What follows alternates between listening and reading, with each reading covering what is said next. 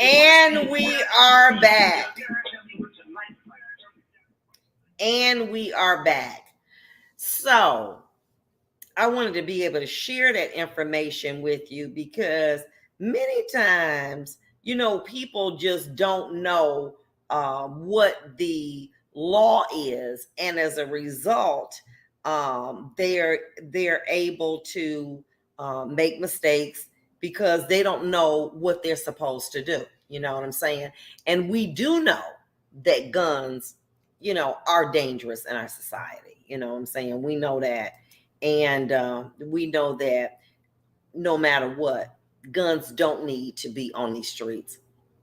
However, it's my opinion that you cannot use pretextual reasons in order to take those guns off the street. Now, speaking of guns and what they can potentially do, let's talk about what's going on in Michigan in the Oxford case.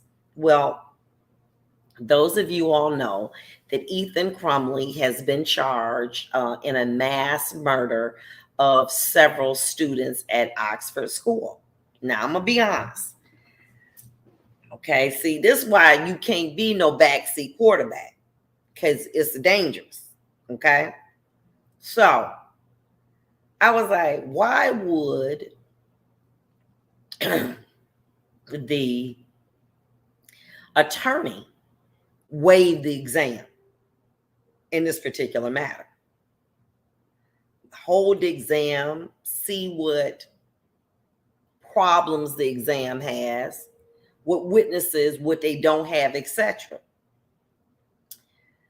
Now, his defense attorney, she might be not having that long, but working, she's smart as a whip. Because reason why she waived the exam is very brilliant. Simple. We're not disputing that this happened. We're not disputing that Ethan shot these people. We're not disputing that they died as a result of him being shot. We're not disputing any of that. What we're saying is that at the time that he committed this act, he was not sane. He's filed an insanity defense. What is an insanity defense? Basically, it is what they did this week was it was a notice. Hey, judge. Hey, prosecutor. We're not disagreeing that these people were killed or shot, but we're saying that the reason at the time that this occurred, we believe that there's evidence to show that their client, Ethan Crumley, was not mentally able to form the requisite intent to commit those crimes. Now, let me get to that because I'm trying to, and I know y'all smart. There's the act, that's this cup, and then this lip gloss is the intent. The prosecution must show that when the defendant or person charged did the act, he had the intent. They got to go together. You have to show the act and the intent. If you have the act without the intent, then they have not proven each and every element beyond a reasonable doubt. So what the allegation now is, well, yes, we don't dispute that there was a shooting, but he was not mentally able to form the intent to kill, as you have to have for premeditation, or to commit great bodily harm, or to commit, or to have any of the intents necessary for murder, because at the time of the action, what occurred in Oxford, he was insane. Now, what they do now is they send a notice, and they have to probably do it 30 days before trial. So this was far off.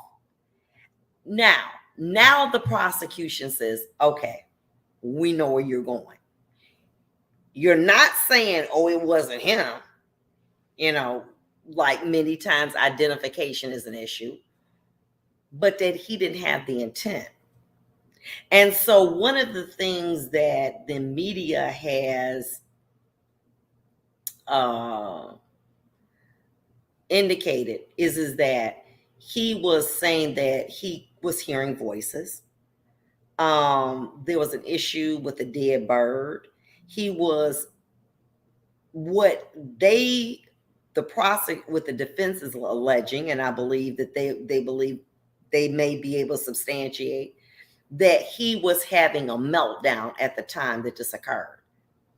And if so, the law says that you can only prosecute someone if they were acting under the necessary mental, what we call mens rea.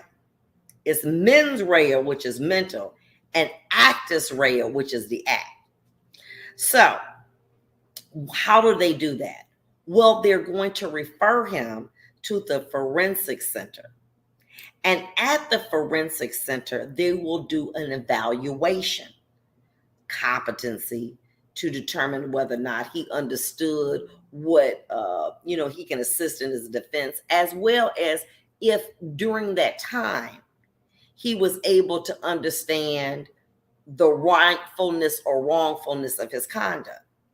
So if he thought that when he pulled the gun out, it was a broom, okay, and they can say, well, based on the type of tests that we've given, our interview, assessment, we do not believe that he was understanding what he was doing at that time mentally. Then the prosecution can ask for what we call an independent. What is an independent? Well, let me tell you what an independent is. An independent psychologist is somebody who they use to assess whether or not he was insane at the time that he committed this crime. So what you have potentially is one expert saying, yes, he was, and one expert saying, no, he wasn't. And then they battle. Now, what is an insanity defense? A defense is something that you present if believed. You don't have to believe a defense. So what can happen is these experts can be presented at the trial because it's a defense. And a defense is a bar to a crime if you believe the defense. If you believe that I was scared and I acted in self-defense, then despite the fact that I killed somebody, it's excused. Okay? So it's a defense if believed by the judge or jury, whomever is a trier of fact. So in this situation, they will present the experts at a trial, okay, in front of the judge or jury. And they will determine if they have an expert that says, yes, he was insane, and no, he was not.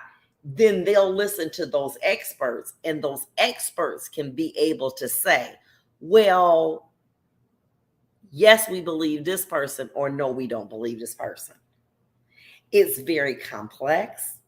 It's very lengthy because right now, in order to get an evaluation in the forensic center, I know when I was a judge, it was about 3 months.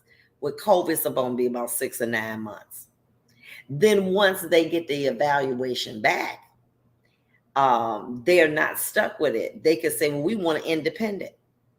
And what an independent is basically an expert that you feel comfortable with, that has the expertise, and basically it's going to testify to what you believe that, you want them to say, because they're an expert for you.